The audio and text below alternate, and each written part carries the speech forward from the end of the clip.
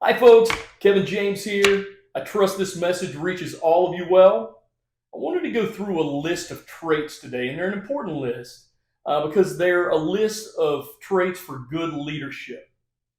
And as we go through this list, we'll go through it quickly, but I want you to recognize that these lists of traits are not dependent on a position you may have, a job, a level in an organization that you occupy. These are traits that all of us can aspire to, all of us can commit to.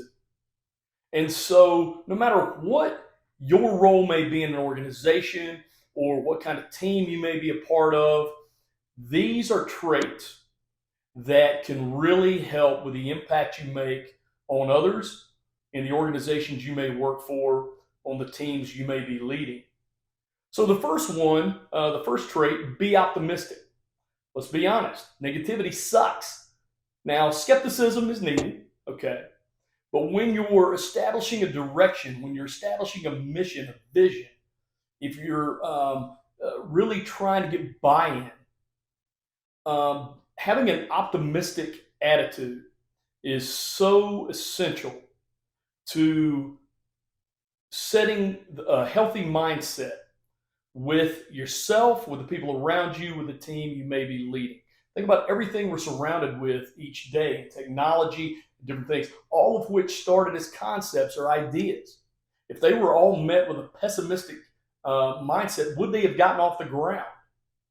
So make sure you're approaching your day-to-day work life, the interactions you have with others, in an optimistic, with an optimistic mindset. Number two, have integrity. This kind of speaks for itself, but I will say this.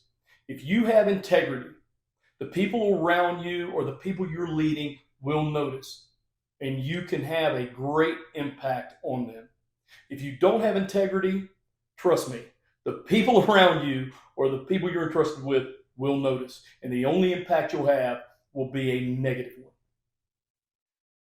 The next one, have confidence. Now, this isn't talking about being cocky or arrogant. This is having a belief in yourself and the people around you.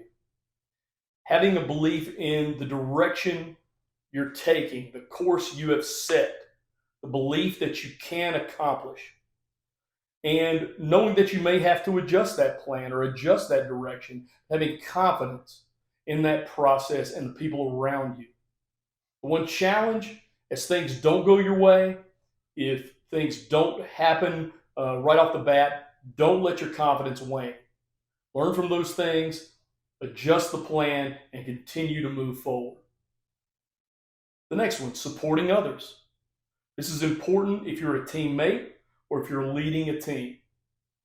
With your teammates, supporting them, being willing to pick up the slack when they may fall down, lending a helping hand is something that not only is contagious, but it is an essential part of having good teamwork. And if you're leading a team, the best thing you can do as you hold your team accountable is support them to understand the challenges they're facing and to be willing to get in the trenches with them and to certainly try to remove obstacles that are in their way as you try to accomplish whatever your tasks are. Communicate. And that doesn't mean talking someone's ear off or you don't have to be social, but communicate things that are important.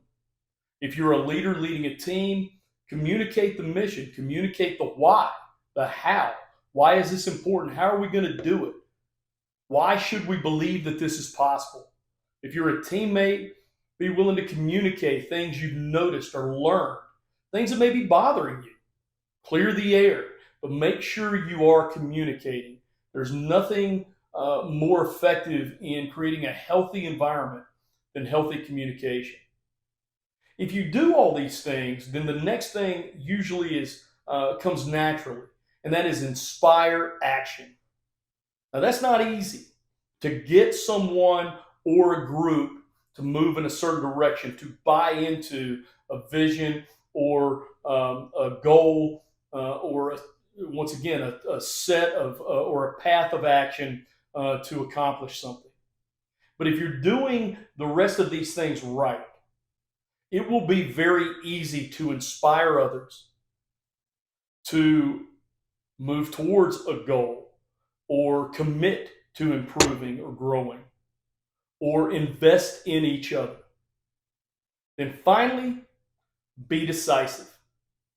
There's no saying more is lost by indecision than wrong decision. There are times we'll all make bad decisions. And there's nothing more you can do than recognize that and adjust.